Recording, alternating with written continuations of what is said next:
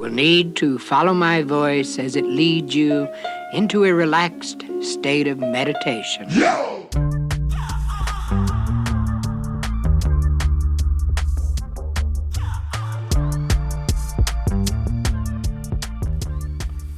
Welcome to the Hobby Grow podcast.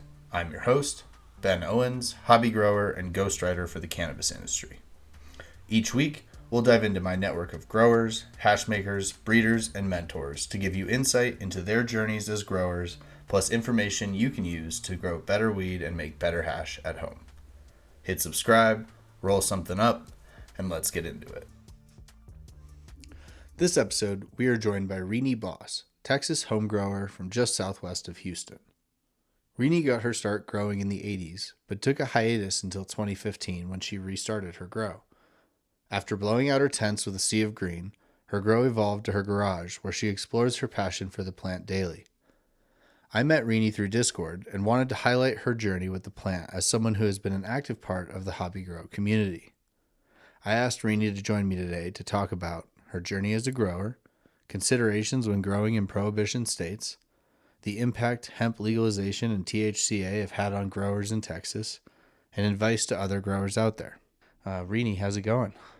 Great, thank you. How are you doing today? I'm doing good. It's a nice start to a good week here. I feel like I've been recording these back to back, so it's always fun to talk to new growers. Yeah, I've been listening to the podcast you've been doing, and I like it. I like hearing all the different things too. And it's funny that I forgot who it was, but he likes the same genetics that I do, that Brothers Grimm. And what's the other one he was talking about? Oh, a Tiki Madman. Oh, And yeah. I'm like, oh, yeah, I just ran Tiki Madman, the lemon cherry gelato. Yeah. These are two clones that I couldn't give away. And I'm like, okay, I'll just go ahead and run them. And I usually don't do anything during the summertime, but those two, the one gave me almost 13 ounces, and the other one almost gave me 10. Wow. All nice, solid bud, too. And everybody's like, oh, that's really good. That's really good. And I'm like, yeah, well, it's all gone. Sorry. you the good stuff doesn't stay around very fast, you know? I was going to say, well, why don't you take us back a little bit to when you started as a grower, what that kind of introduction looked like, and then sort of your journey along the way as those pivotal moments. All right. So it basically happened. I'm originally from Ohio, Michigan, and I did a lot of growing up in Detroit, and that's pretty much my stomping grounds now. I go back on a yearly basis. I have friends from back then, and back then we did guerrilla grows. You'd got a spot out in the cornfield around the woods, and you grew out there, and it was all good. And especially if you had a cool dad, he made you a spot. And a lot of them farmers, they got 250 acres plus, so they're not going to find your grow ever. Yeah. So that's kind of like where it started. And then my husband and I, we moved here for job opportunities. And of course, none of our smoke opportunities came with us, And back then, nobody even thought about mailing anything or food savers or anything like that. So he came home from work one day and he goes, there's a dude at work, and he goes, his wife doesn't want him to grow anymore. He's growing in the garage and they got kids and she's worried and it's smelling and all this. And mind you, this was 1982. Oh, wow. What year were you born? Yeah, 91. So that Okay, predates me. right. So that was in 1982. So he brought me over this big Mother Earth book, Mother Earth catalog. Have you ever come across that book? I have. Yeah, it's a pretty old one. I think I still have it here somewhere. And he brought me over a 1,000-watt metal halide light with this giant transformer. This thing was so loud, you had to put a foam cushion around it to muffle the noise. Yeah, it was. So back then there was no seat banks or anything like that either. Okay, so we took back seat. Right. So his deal was he liked to do 1 gallon pots. So we did 100 1 gallon pots in my Oh, closet. wow. Just sea of green. Yeah, and we always ended up with 50. Okay. And he stayed with me the whole first grow. And after that, I felt very comfortable doing, and I did that for several years after that. And out of those 50 plants, I averaged 4.5, 5 pounds. Wow, that's awesome. Yeah, Yeah, especially thank for you. back then. Yeah, back then and the nutrients that was available to me was going to the local nursery, and the nutrients in a little brown bag, and they're just numbers marked on the front of the bag. So you really don't know what's in there, you know? I mean, is there calcium in there? Is there anything in there? You No know, is it just NPK. NPK and nothing else? Or, you just don't know. But that's how I started. And that was all outdoor? No, all indoor. Oh, wow. Because no, I'll never do outdoor because I'm in a neighborhood, and not only that, the bugs, the humidity, the bugs, the bugs, Yeah. and the bugs. Okay. No, I can see that for sure. So, what kind of lighting were you like growing under? The 1,000-watt metal halide light. It was like growing under the sun. There was no way going in that closet and not wearing sunglasses and a hat. No way. Oh, wow. And I did that for about 5 years. That's So great. then I live in a small house. So life changes, divorce, new husband, child come along. Well, no longer closets available. And then not only that, new neighbor moved in across the street. We had some kind of hurricane where we lost a bunch of trees and everybody was out the next day trimming trees. And we were out power for like a week, but we have a generator. So everybody was coming to our house, and the neighbor came over and he comes up to us and he goes, "Hey man, I smell weed." I'm like, "Yeah, we smoke." So we met him, and he turns out that he turned about to be a best plug for us for almost 20 years. Oh, wow. So I didn't need to grow. I could just walk across the street and get whatever I wanted. Yeah. Life has a way. So- Right. So that was about 2015. He come over to the house and he's crying real tears. And I'm like, "Oh my God, what's the matter?" Well, in 1997, 2000, that's when the internet finally came back. It came up and everybody's exploring and Facebook and everything. And well, his wife found her high school sweetheart on Facebook Oh, and wow. reunited and left him. He was so devastated, he packed his shit and moved to Mexico. Wow. So I looked at my husband, I'm like, I can grow this shit again. You're like, we'll be fine. Give me 4 months. Yeah, okay. And I did, and the hardest part was convincing him about lights because he made me go to blurples, and that's fine. I still got 4 to 7 ounces out of the blurples, I started on but blurples. Those were, well, I guess technically yeah, I had an HPS and a metal halide, but that was all very short lived in a closet. yeah, and then we just wasn't gonna run that again, and then, and not only that, when I got back into growing, that's when the fad of LEDs came out. Okay, so I really had my heart set on those fluent spiders, but at the time they were like 1,000 a pop. But at the time, I would have loved to have had them, Yeah. But I just had to slowly work my way up, and not only that, the law change on a daily basis. It seems like, So you really got to be diligent in your research. And thank God, my husband is an electrical engineer. So once we talked about PPMs and PPFD, he got it, and then he could help me shop. Yeah. It made it so much easier for me on that end, you know. Well, He's the and he's the wattage guy, and I'm the girl. yeah, I So mean, it's electricity is no joke. I was talking to, no. the episode hasn't come out yet. Well, it will when this episode airs, but with Rare, he's an electrician by trade, and it's amazing the things that he has seen out there on the job, especially as a grower.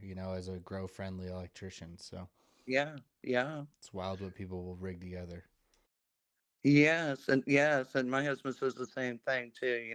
One of my spider farmer lights, the cord, like frayed and burned up on the end, and he took it apart and looked at it. He goes, "Look at the way it was put together." He goes, "It's like shit." Like, But thank God he fixed it and it's up and running. So but anybody else, they'd have to toss that light, right? well, or it forces you to start to learn how to do repairs yourself. Yeah, but I'm scared to death of electricity. I will never do that. Yeah, that's the thing, right? Like you're not going to die from plumbing, but you could die playing with wires. Exactly. Yeah, exactly. And I Yeah. imagine, being in a prohibition state, I guess every state was a prohibition state and when this journey started for you, but even now, like the discretion being of utmost concern, you can't have faulty wiring be the culprit of what rats you out. Yeah, I mean, I think about that sometimes, like when I'm out shopping and I come around the corner and go, man, I hope I never come around the corner and see my house ablaze because one of my lights did something, you know? Yeah. You always have that thought in the back of your head, you know? I mean, I don't really care about the grow, but I just don't want to lose my pets, you Right. know? Yeah. No, Yeah. it's a very real fear. Yeah, it's a real fear, and a lot of people don't think about all those things, you know? Yeah. Well, Yeah. and flooding the reservoir, and there's other small problems that suck, but yeah, fire is definitely something to avoid. Yeah, so I pretty much have grown pretty steady since 2015. Okay. And have you been then keeping clones around, or have you been popping a lot of seeds, or how did that reentry start? Because I imagine when you started in 15, it was way different, or restarted in Well, all my 2015. friends in Michigan and Canada, because I run that border right there, well, all those guerrilla growers were now turned into breeders. Okay, and so that's where a lot of my stuff comes from too. Is hey, I'm going to send you this back. Go ahead and test these for me. So I Gosh, do. yeah, Yeah, sure. that's what I'm cool. I'm cool with too, that too. Okay, I'll test anything. Fine. I Yeah, don't have to buy it. Cool. I'm good. you know, I live on Social Security anyway, so right. But yeah, I'll test it for you. I'll strip it. I'll stress it. I'll do whatever for you. I'll post. I'll do whatever and make. But that's what happens. Is a lot of my friends turn into breeders, and I get a lot of them from them. Okay. So it's a win-win. Yeah. And they know that I'm going to grow them. I do. So let's talk about upgrades then. You upgraded your lights, it sounds like. Oh And yeah. what other I upgrades went have you from the made? Vorpals to the 240-watt quantum boards. Okay. And those came off of Amazon and those did pretty well too. And really for 90 bucks a pop, you can't go wrong really for a beginner or starter. Yeah. And then the Spider Farmer craze came out. What was that, 2017 or whatever? Probably, yeah, right around then because it Yeah, I was right think before so I because I started got growing. mine in 2018, I think, at Christmas, and at that time they were 520 for that 450-watt light.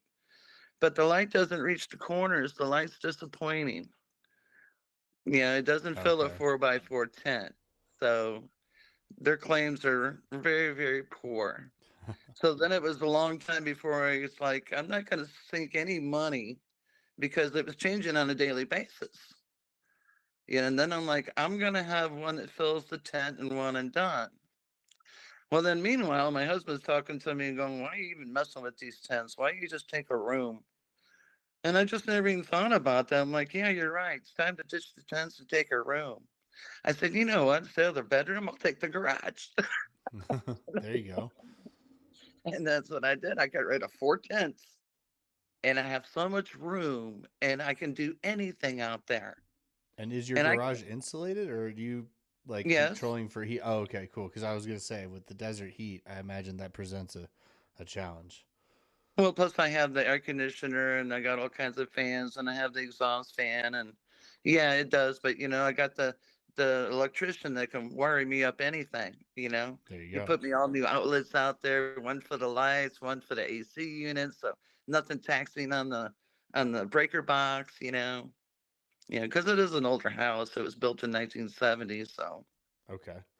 yeah. Yeah, I grew in a house from 1978, so I can appreciate some of those power limitations. Right, uh-huh. I mean, if you got the toaster and the blender and the microwave going, something's gonna pop, you Yeah, know. those 100 amp circuits. Yeah, yeah. But now everything is great, so. So yeah, so it took me a long time before I would sink any money in the lights. And then what caught my attention and caught my wallet also was Medic Grow. And I like the wattage and it's dimmable. It's 720 watts and I got two lights at 329 each delivered. I mean, Yeah. Uh, yeah, I'm like, and we went over the par and the reviews and all that, but we really went over the par and the PPFD and the wattage and everything. Those lights have been really, really good to me. And they take nothing to run. The fans cost more to run than the lights do. That's wild. Those little black Honeywell fans, they suck. When we unplug one, it drops the light bill $50. That's crazy. Yeah, because we can unplug everything and see on the meter you can look at your light bill and see. Yeah. Well, and Yeah. you can, I mean, if you, like your husband probably knows how to do, if you could go down the rabbit hole of crunching numbers, you can calculate pretty quickly how much you're spending. Oh yeah. Oh yeah. What I told him is, and we have a friend who's a electrical engineer too. I told him, I said, you and him need to get together, and you two need to make a grow fan that has enough CFM, but it doesn't suck wattage on your light bill, Yeah. but it still has that push. Well, and You know. it's something I didn't realize early on as a grower. I was like, oh, I'll just go to Target or I'll just go to Home Depot and grab a cheap fan. I don't need to research. Like, I don't need a grow fan. I'll just go get a small fan. And that Yeah. right there, I think, is the reason. The your standard whatever fan from Target is gonna suck a lot more power than something designed to be a part of a grow. Correct. Correct. Yeah. I mean, it really helps to read. But if you don't know anything about wattage, uh, it's not Time going to to help learn. you, is it? You're right. But some people just don't want to learn. So, Yeah. you know, me, I want to educate myself as much as possible. I go down that rabbit hole, but then I also know to go and do my research. Yeah. And I read a lot of published work. I read a lot of things from Michigan State University, from Texas A&M. I mean, it's all blogs on there, and it's all water and minerals, and it all pertains to marijuana, just like it pertains to tomatoes, right? Yeah. I mean, plants are plants to a certain level Plants are for sure. plants, exactly, exactly. But yeah, that's I don't believe in any of that bro science stuff. I do not give my plants molasses, and there's a lot of things I don't do. Yeah. Well, and so on that note, are there parts of your process that have changed since new studies have come out or new information that you've seen in Discord or otherwise, or things you used to do for the plants that you do differently now? Well, yeah, because at first with the nutrients, like everybody else, you just got on board with that Fox Farm, and that's when I got back with one of my friends from going back to Detroit every year. Well, he turned into a commercial grower, and he's like, "Stop buying fucking water," and then he goes, "You need to look at the 12, 13 essential minerals that the plant needs, and screw everything else." He goes, "Stop looking at those pretty bottles." He goes, yeah, he goes, I know when you go into the grocery store and you look and you see that beautiful plant, it makes you think you're gonna go home and grow that. He goes, you will, but without that shit. So, what do Yeah. you use for your input? You mix your own salts then, or Yes, I do, and I get everything in powdered form, and I mix my own, and do a relatively low ppm, 600 ppm, and I pretty much grow like hydro. I water every day or every other day until 10 to 20% runoff. and you're in soil or you're in cocoa? Promix. Per- Promix. Okay. Promix. And according to him, anything that drains within 15 minutes is hydro. Yeah. Well, and Yeah. that's like it's like rock wool is essentially hydro. It doesn't. Yeah. Yeah, this guy grows in Rockwool too, and that's kind of like my next challenge. But I already have so many people challenging me growing in these 1 gallon pots. Once Yeah. I get past this, I want to do the Rockwool cubes where I have the mother plant and take all my clones and then do the sea green with all my clones with the Rockwool cubes. That's Okay. my next. That's my goal. Yeah, that's a cool project. What's Yeah, it motivating looks pretty that? cool. Excuse me? What's motivating you to change your medium and try something new? Because that's what he's doing, Oh, okay. and he motivates me. Well, there you go. Yeah, Now.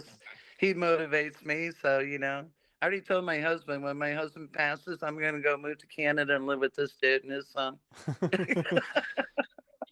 Hey, at least he I, knows there's a plan. Yeah, there's a plan, you know. Yeah, I just love this guy and the way he grows and everything about. Actually, he developed the carbon filter, and he sold the patent in 2003. Oh wow. Yeah, he's a pretty smart dude. He lives in Toronto, Canada. Yeah. But he's like my mentor, and it just and he's the one who's always telling me, the more you know, the more people can't tell you shit.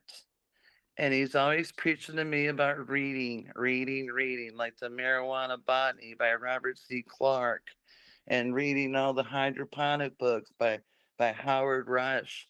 And he's like, if you just read these books over and over and over, you'll improve your grow. And he's right. I get so much more from reading than anybody telling me anything. Yeah, and I just seeing what retain it works in better. your grow. I mean, sounds like you're experimenting too. Oh yeah, I do experiment because I mean, there again, my sister who lives in Ohio grows totally opposite than me, but her plants are beautiful. So Okay. what works for her is great, and what works for me is great. So opposite being outdoors, organics. No, she grows in she does a mix of happy farm and conditioning and rich uses cannabis A, I lost you and there that's for all a she second. uses. And she doesn't her ppm meter. But I house with the ppm meter, her water's golden. It's 10 out of the tap. Oh wow. Well, yeah, Yeah, that's nice. and she grows beautiful plants. Beautiful. She gets 12 ounces per plant easy, easy. And she's 72. Yeah.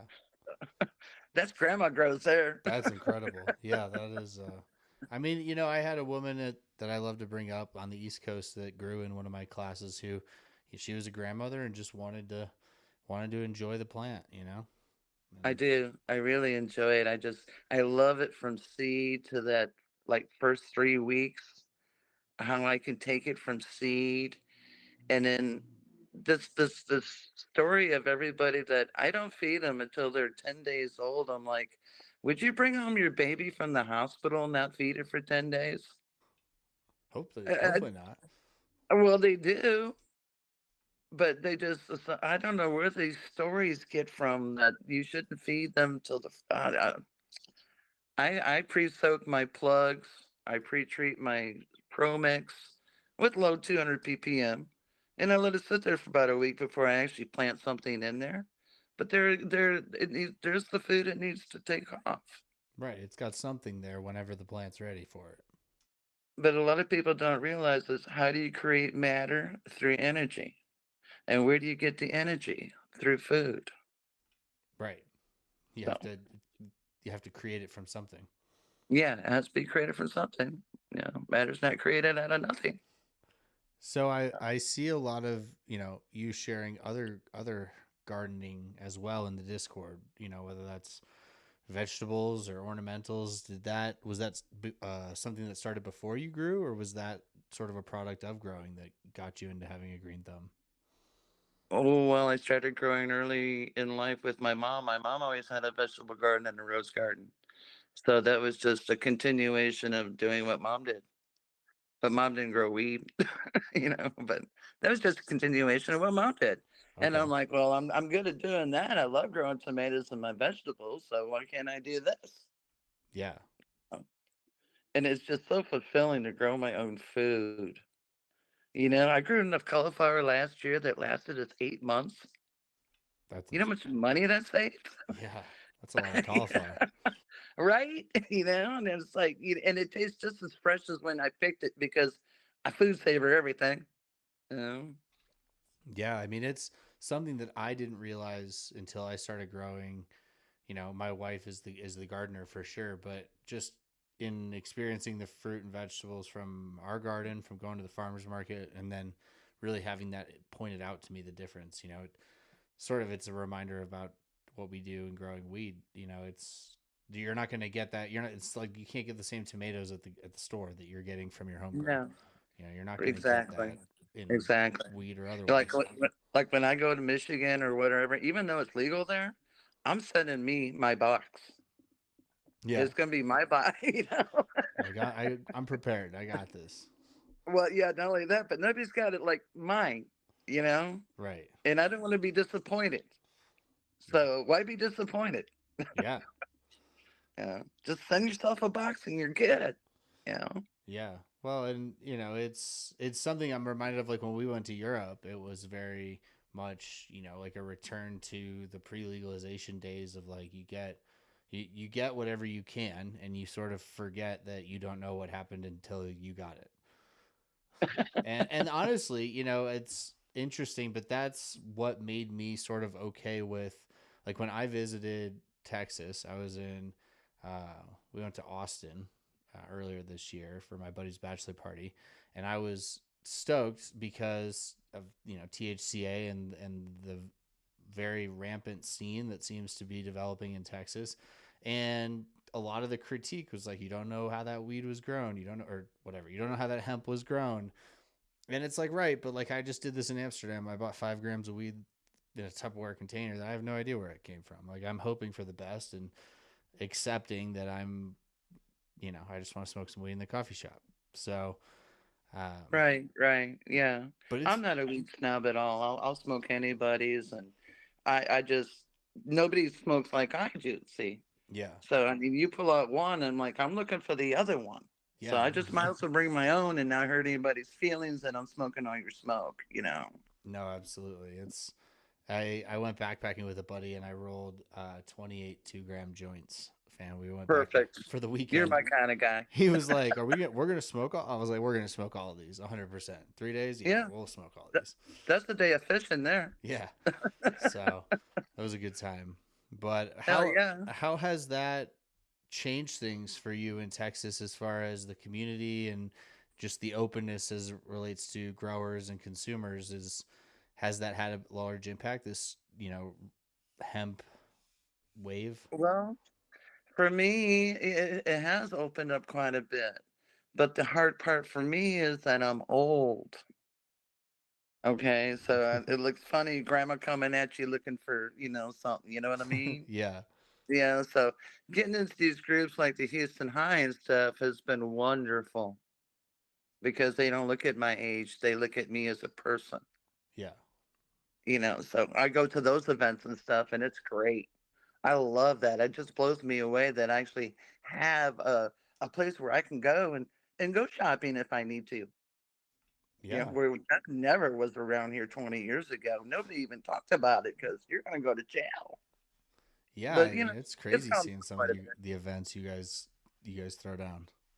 I'm telling you, you think we were in Colorado?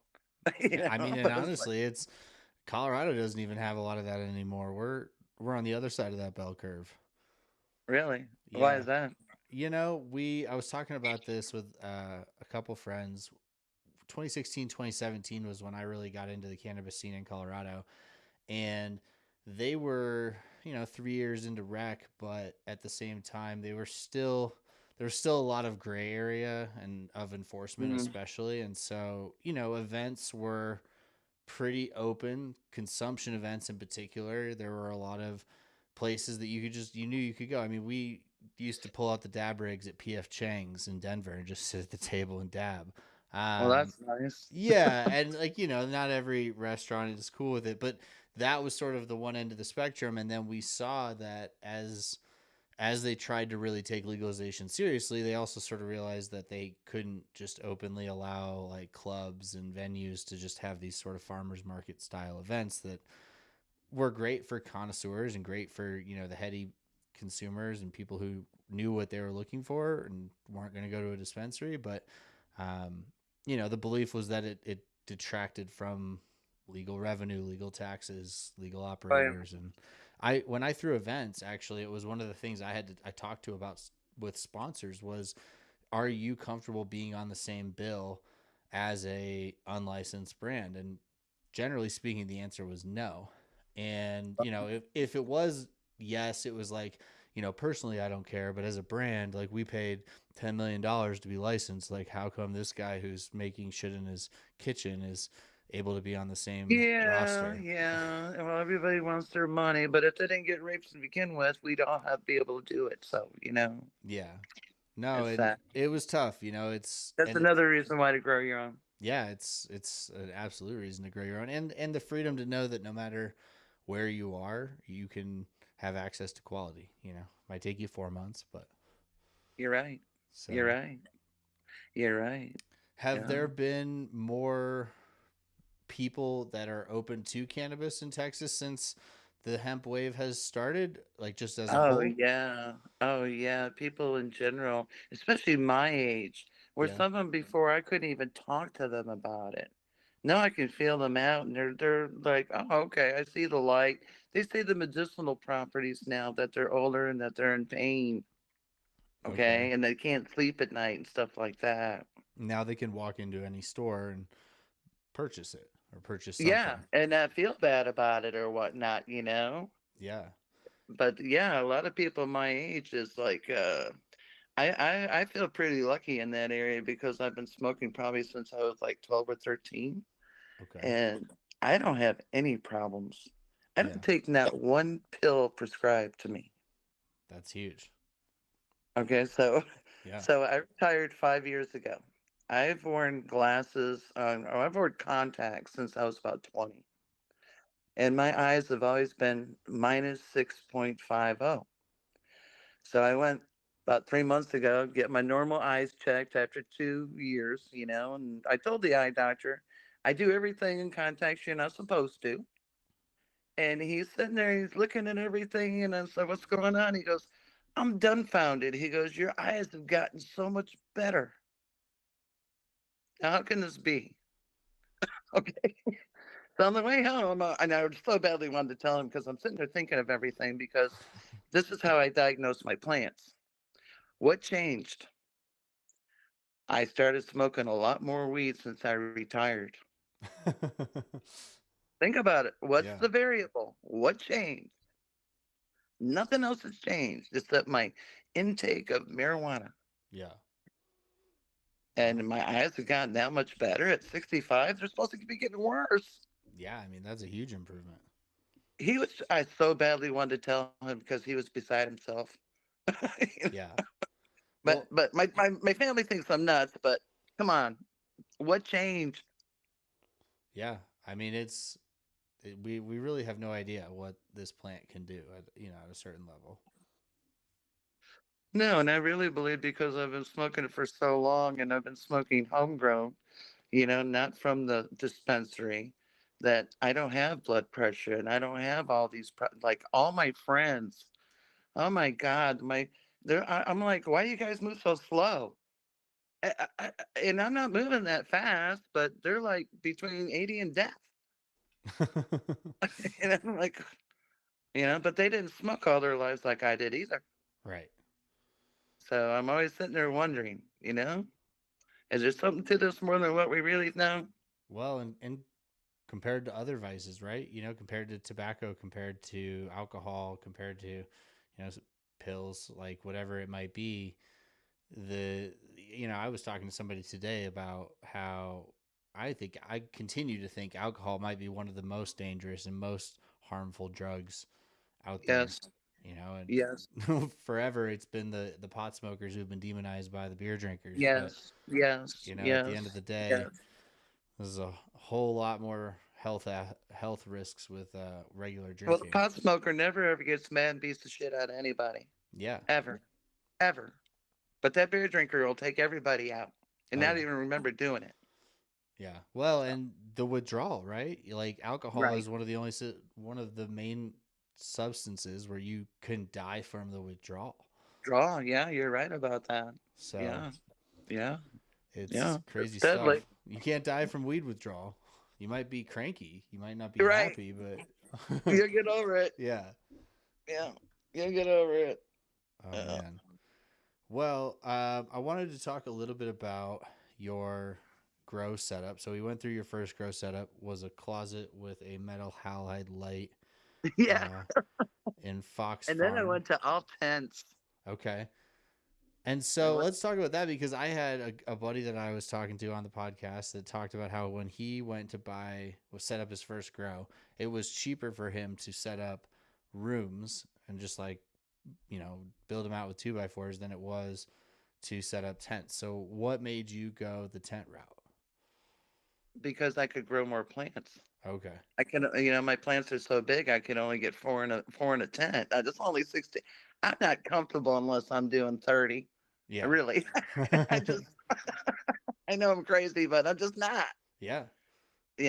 Just But need if the I got the room, and it was funny too because my husband's not the grower at all, and he kept telling me get rid of the tents to take the room, and for some reason I wasn't listening.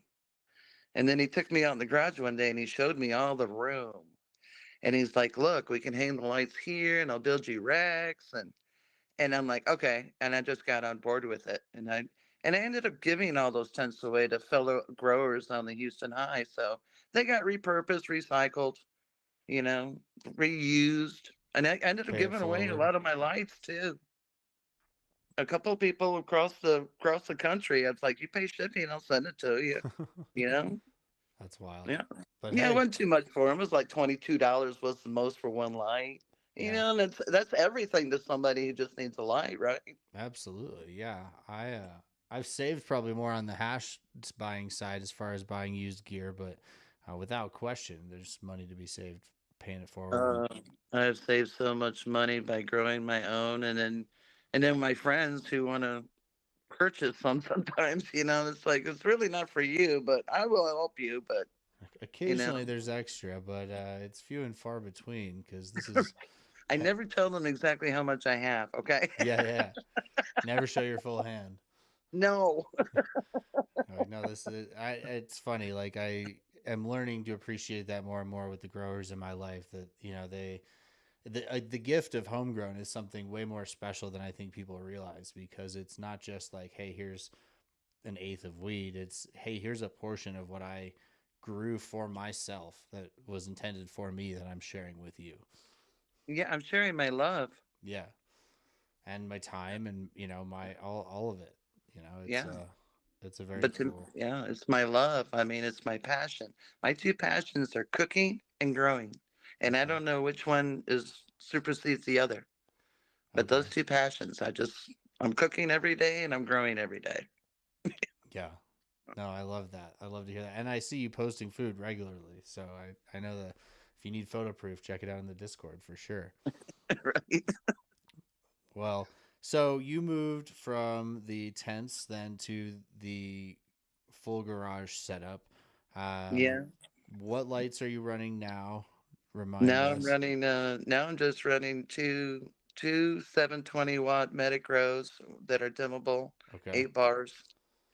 Okay. And And then then, I got the third lighter would be my Spider Farmer 450-watt. okay. But I haven't seen the need for that yet. So yesterday, I have two flood tables, and I got 28 plants, 14 in each one, and I've had them underneath the one light for the past 6 weeks, and the one light's been great for all those plants, Oh, wow. right? Yeah. Especially going back to the power savings, like not running three lights and running one. That's Right. huge. Yeah. So I was telling my husband that yesterday too. I said I'm in 6 week of veg. I said we could really, just go until the end of the month, and then to turn on the other light. But yeah, I'm thinking about power savings and all that. And you see how the plants are doing. It's like it doesn't need that second light, so why turn it on? Yeah. Now Well, yeah, why yeah, waste the power? yeah, I'm real happy with the Metagrill. Really, really happy with that. It's just a nice big light, and even inside the tent, it filled the tent completely. There was no dark corners. Okay. Yeah. And like you were saying with the spider farmer, that was one of the limitations.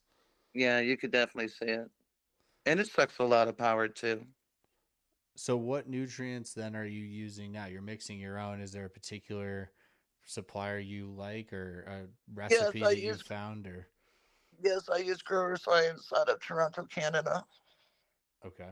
And do you have your own custom recipe or have you been following somebody else's or And following his, and his was pretty much like the Athena. okay.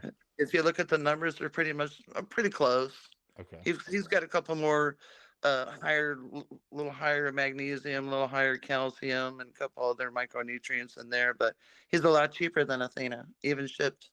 Oh wow.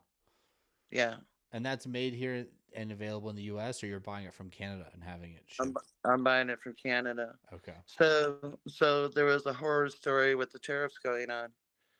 So idiot me, I ordered at the end of August. My September 2nd order finally arrived October 2nd, Oh and they wow. wanted an extra $55 for tariff. Wow. So like, hey, you're gonna wait a month, and we need you to pay more. Right. And I didn't even know it until they showed up at the door, and UPS only takes checks. Oh, I died laughing. I'm like, like who I takes wouldn't even checks? know where to find a checkbook in the house. Like who takes checks these days? You don't take That's Venmo? what I Come on. told him. I looked at him. I said, no, it takes checks. Nobody. I mean, you got a little thing there for me to sign, but you got a little thing to swipe the card. Yeah, I mean they got it at the bar. You couldn't bring one of those with you and just let me tap that real quick. Yeah, so so I ended up like buying a double order combo. So I'm gonna have nutrients probably for the next 4 years. Well, that was So at my least I next won't have to question. worry Yeah, about the was did you tariff stock crap. up? Yeah, sooner or later, look at that straightened out when I need it again. So. But Okay. yeah, before that, what the hell was I using that before? It was real cheap. I'm looking when I go shopping for nutrients. I'm looking for those 12 essential minerals on the back of that package. And what was the last stuff I bought? The last stuff I bought was real cheap. It was only $9 a bag, and Oh that's what I wow. grew the lemon cherry gelato off of, and it gave me great yield.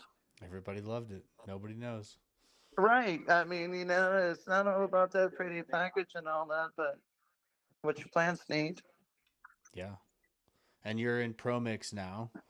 Yeah, I've always used ProMix. I've used it for quite a while. Okay. How come? Because that's another thing my mentor tells me to use because it's clean, doesn't, and it's not anything in there. Yeah. Mega crop, that's what I was using before. Mega crop, Okay. the cheap one. That's $9 a bag for a small bag, and I actually got a good run out of that for $18. Yeah, I was gonna say that's. I mean, grow dots have been what I've found to be the cheapest product, but that's like a whole bag for the price of one plant's worth of grow dots. So that beats me. Yeah, I found grow dots. You still had to give them supplement towards the end. They didn't carry all the way through flowering for me. Yeah, I didn't use them for photos because I didn't know. Oh, I only used them for autos, and they say that they can do photos, but I figured 70 days was probably more likely the nutrients would stick around than 90 to 100. yeah, I used it on photos. It wasn't enough, but it's a cool concept. Yeah, it's easy, right? It's just add water for dummies. Like Well, yeah, exactly. Okay, so yeah, exactly. Yeah, I how like can we it. make growing for dummies? It's the easiest way to do each thing. Right, right, right. Well, okay, so trimming, are you a wet or a dry trimmer? Well, I do a little bit of both actually, Okay. and I don't hang the whole plant. I take them down branch by branch, and I hang them on coat hangers. And when I have a lot of different strains, I use different colored coat hangers, and that's how I can keep track of who's what. Okay. Yeah, that makes it way easy. Right. I mean, I got like 10 different colored different coat hangers, so I just hang them on there. And then so I here recently I had so much weed to trim. I became overwhelmed and I broke down and bought a trim bag. Oh wow, okay. I love this thing. Yeah. I love this thing. I trimmed 2.6 pounds in 3 minutes. Oh wow. And you wouldn't believe how beautifully polished these buds look. Yeah, that's a massive labor savings. It's unbelievable. Okay. It's already paid for itself in the last two runs I did. Okay. Yeah, you're Really. like, wow, that was easy. Yeah, so I weighed it up prior, so it was 2.6, and then I weighed it up afterwards, and it was exactly 2 pounds. Okay. So that's what I'm going to get out of hand trimming. So, I'm cool with that. Yeah, I less really am. backbreaking labor, less sticky Yeah, fingers. Yeah, I mean, my hands just can't do all that anymore. I'm 65. I can't spend my days trimming. I Yeah. need to spend my days doing other things, you know? If Yeah. I was 30, that'd be different. But Trust me, even in my 30s, it's still, I've reached a point where I appreciate a fast trim. yeah, yeah, exactly. The less leaf it's got on there, the best for me. You know, but I've also found out I got a good system too in the garage because I can hang everything from the ceiling. I just put a tarp on the floor. Okay. Everything falls onto the floor. And So, then, as I go, put the hangers over here to the side and carry the tarp outside and dump it in the backyard. so your Boom. drying space is also your growing space, and you just kind of keep It turning? depends if I still have stuff growing out there. If not, it comes into this closet in the spare bedroom. Okay. And it's got a fan and it's in the dark. But I got plenty of areas to dry. Now, do you have to dehumidify any extra living in a humid climate? Oh, well, I play with fire sometimes with that. Yeah. yeah, I love playing with fire. Sometimes, last year, that cherry whip was really nice, and I ended up a quarter pound of that to mold Oh, because the humidity was running 70%. yeah. But it rained for like 2 months, so even if I had a dehumidifier, I don't think it would have helped me, you know? Right. How much So water can you sometimes, pull? right, but no, I don't run a humidifier or a dehumidifier. Okay. Flour or hash? Oh, I like both, but I like to me, my weed seems extremely frosty, and I sure would like to have somebody have show me how to wash it. Yeah. Yeah, I was gonna say, I mean, there's a lot of seemingly there's a lot of new extract and hash people coming out of Texas too. So the the scene is Yeah, but who growing. wants to hook up with a 65-year-old woman? You know, you Hey, see what I'm saying? if you got great weed, that's all that matters in that equation. Yeah, well, that's true too. But I just need to make my way. Yeah. Well, get a set of bags. I could be the one to encourage you on that one. All right, all right. It's fun. But so I'm guessing then that you're right now you're hanging everything to dry. You don't freeze anything, and No, and then what was left over in the trim, my son-in-law lives next door, and I gave him the trim bin and all okay. the trim, and he stood there and shook it. He's got a muscle massager, deep tissue gun. Yeah, He yeah. said he put that on the side of the trim bin, and he worked it like gold rush, you know. That's panning for gold right there. Well, he ended up getting 10 grams of keef out of there. Yeah, that's definitely worth. I So mean, that's essentially basic dry sift. yeah, exactly. I mean, it was beautiful too. Really nice light color. Yeah, It's oh man, it's beautiful, and there was all that lemon cherry gelato too. But I told him, I said, I'm just gonna throw it away. If you want it, you can have it. I mean, I really don't know what to do with it. I mean, I already have so much weed, right. you know. Yeah, it's when I first started growing, I was way thriftier than I think I've become now. And, I try yeah, not to be wasteful, but at a certain point, you're like, I don't need that. I don't right. need to keep every stem I've ever had. I don't need to No, do that and I anymore. didn't think I'd ever get to that point, but I am, and it's wow. But I tried to never throw it away. I tried to give it to somebody. Yeah. Yeah, I mean, people always kicked me down trim or paid it forward with me, so, share where we can. Yeah, I mean, if you want to make butter or candy or whatever, I don't care if you sift it, but I just hate the thought of putting it in the trash.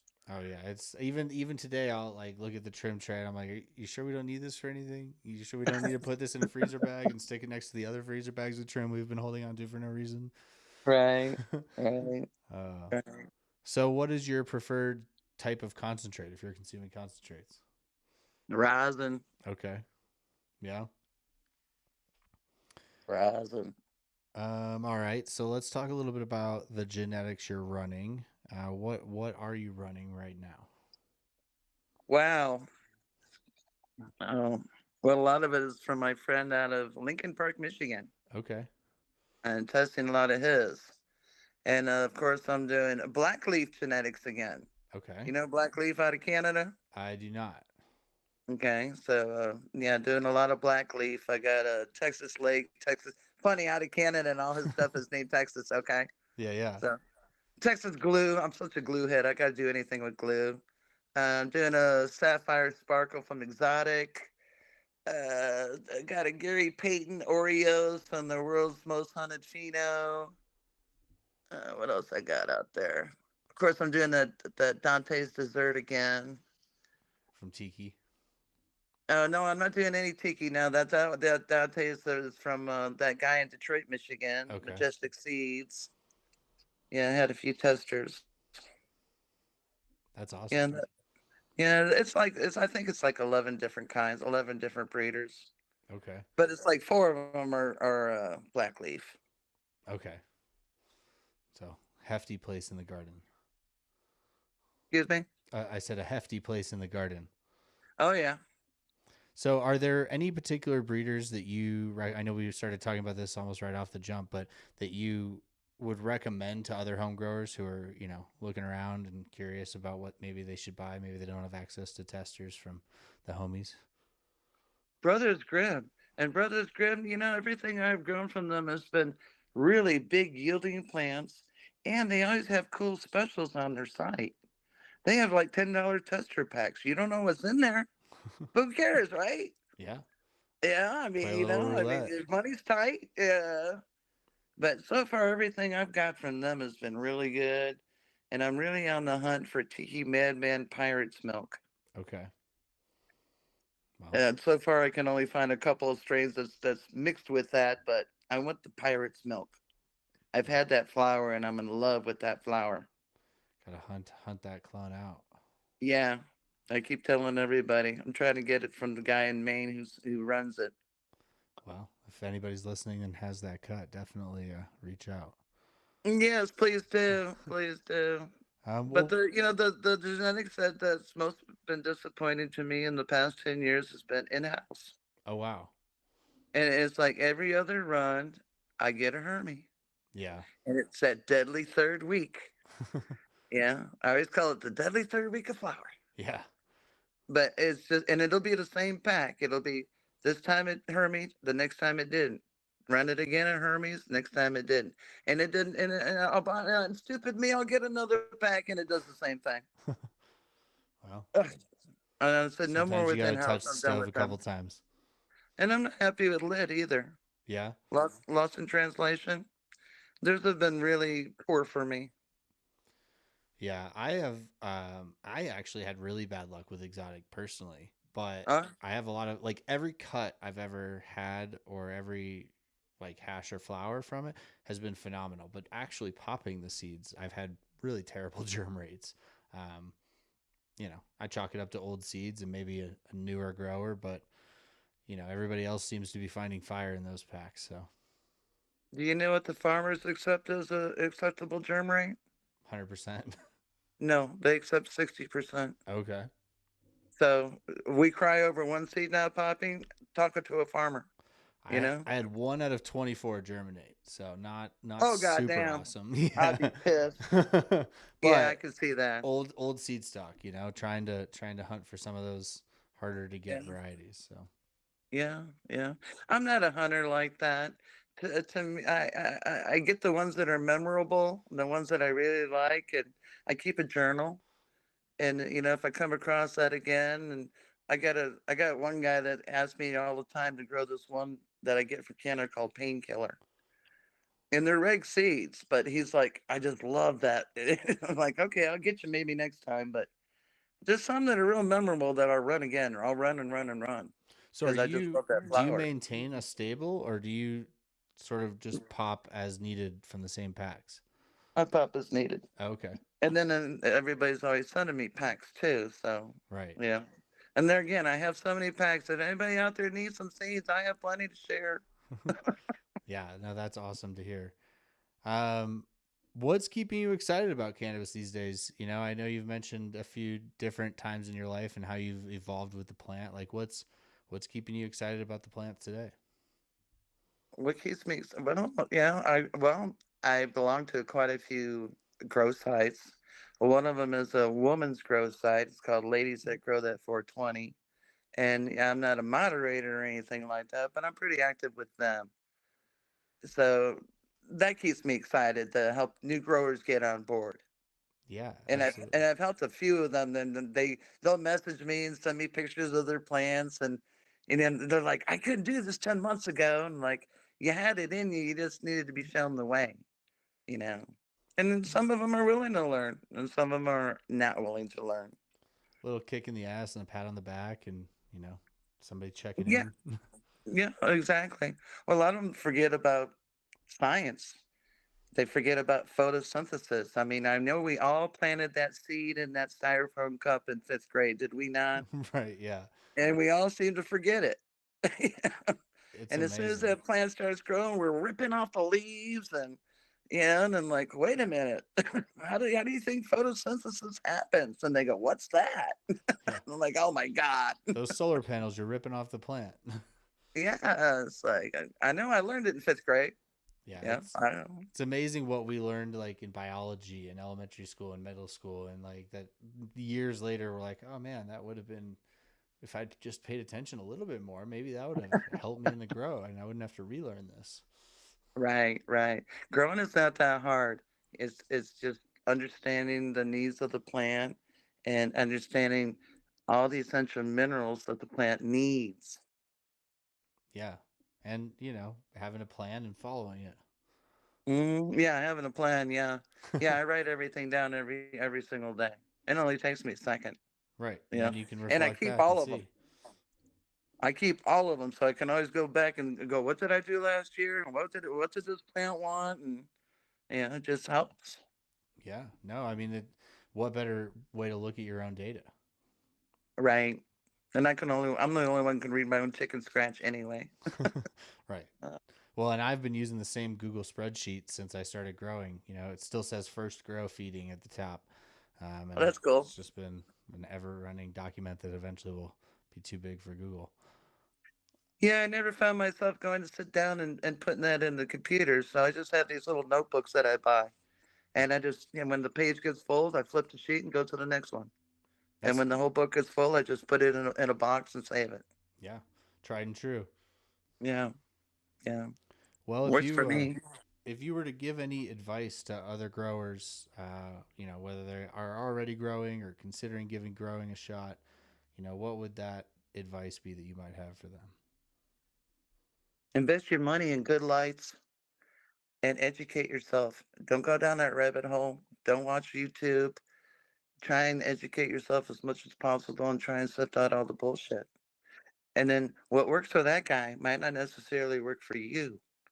Everybody has different conditions, different everything.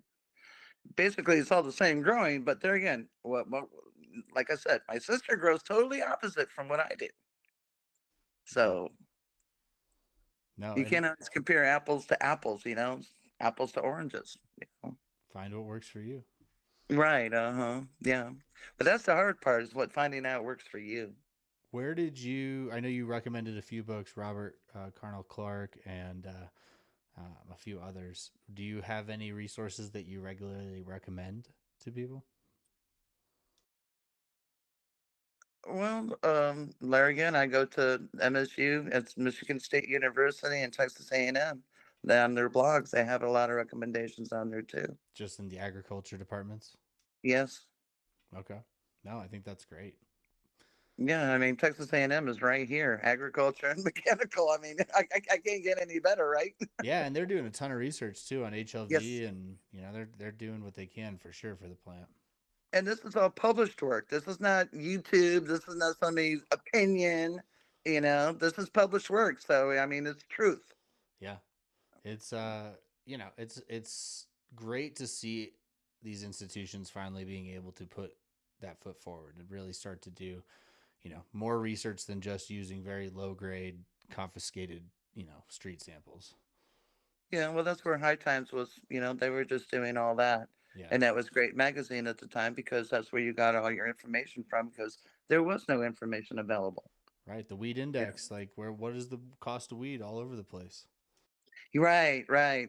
But High Times outgrew itself. So, Hey, they're back. They're trying. We'll see how that yeah, he goes. is. Yeah, yeah. He'll do something. I bought the I 50th love him from edition Raw. because I've got the 40th. I had to have the 50th. It's still sealed, sitting on the shelf. But Cool.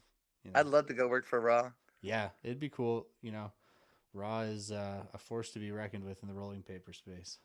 Yeah, they are. But I just love him. Yeah, Josh is crazy. Josh is a cool guy. Yeah. Well, this has been incredible, Renie. I appreciate you taking the time. Where can people find you if they are looking to, if they enjoyed this and want to connect with you? That's a good question. How would they find me? I mean, I guess I mean, Discord. yeah, I guess Discord, huh? Yeah. All right. Well, you can find that Discord in and the Hobby Facebook. Girl and Facebook, and Yeah, Facebook. Yeah, Discord and Facebook. Yeah. so Renie Boss. there you go. You'll stumble your way into her neck of the woods in Discord. Yeah, be nice if a female grower would stumble my way. Yeah. And any female growers listening, would love to have more of you on the show. It's something we all have come to accept, that cannabis has been predominantly dominated by the male men of the space, but would love to highlight more women growers. So, Great. well, thank you so much, Renie. Thank you for your time, and this has been awesome. For those listening, that's it for now. New episodes drop weekly to help you grow better weed, make better hash at home. Hit subscribe, leave a review, share with a friend. I'm your host, Ben Owens, and we'll see you next time.